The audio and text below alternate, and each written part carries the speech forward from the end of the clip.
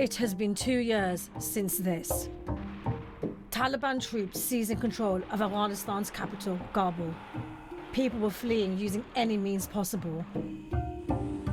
As Western nations left following a 2-decade presence in Afghanistan, the Taliban made assertions that they had evolved from the group people recalled from the 1990s, extending amnesty to all. Few believe their claims. Why? The answer might lie in the lives that numerous Afghans have lived throughout the last 2 years. Upon their arrival, the Taliban moved quickly to sweep away cultural change that had happened since the 2001 invasion. Women were removed from public spaces. Girls' high schools stood empty of students, with education forbidden for teenage girls aged 11 and above. Women were barred from universities. Women are now unable to comfortably leave their homes without a male guardian, as they could face being questioned by the Taliban. They cannot use public baths. In recent months, even women's hair salons have been shut down by the Taliban. We met 2 sisters online to hear firsthand how it now feels to be a woman in Afghanistan. One of the 2 had a master's degree, but was made to quit her job, and the other, who is 16 years old, hasn't been to school for 2 years. It's very difficult to leave home. In the past we could meet our friends, but now you don't want to leave home as the outside world is a hostile environment. With a university degree, I am sitting at home doing nothing. I cannot go to school. I am bored. I had the dream of becoming a journalist just like you. I was studying very hard and I was learning English to get a scholarship to study in the West. But in the past 2 years, I am stuck at home. I am bored. I try to study myself, but it's not as good. My brother goes to school and I envy him.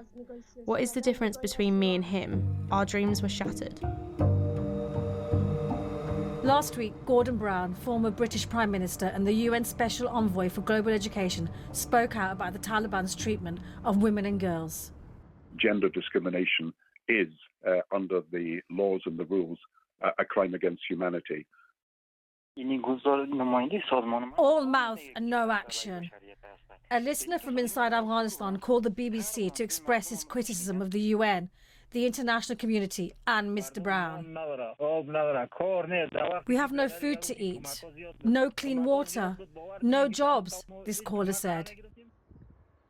A recent report from the United Nations says the country is facing an unparalleled crisis.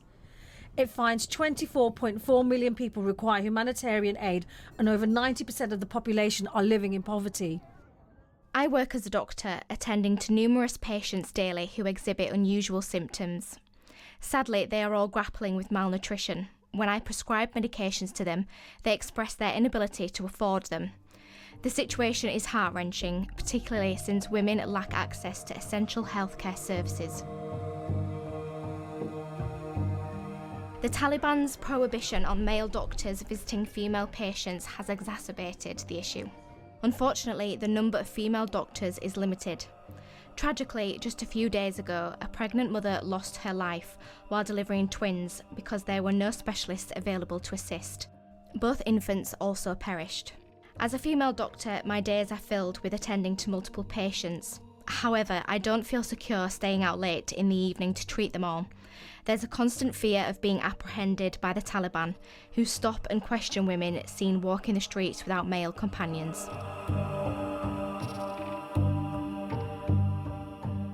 Those breaking the Taliban rules face punishment.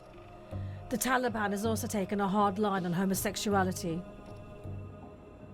I live on top of a hill. I fled from home because the Taliban wanted to arrest me.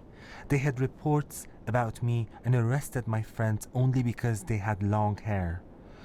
We had a better life before. We used to meet openly in cafes. We used to dance. But we lost our lives. We are waiting to be caught by them and die. We put these allegations to Sahil Shaheen, the head of the Taliban's political office in Doha, and is one of their spokespeople. We do not deny their women access to education, but we want to put it in an Islamic environment in the light of our national and Islamic values. One thing is clear, that I said we are resolving all issues in the light of our Islamic rules. So that depends on what our rules say. So that's, and also we resolve issue in the light of our national interest and national values.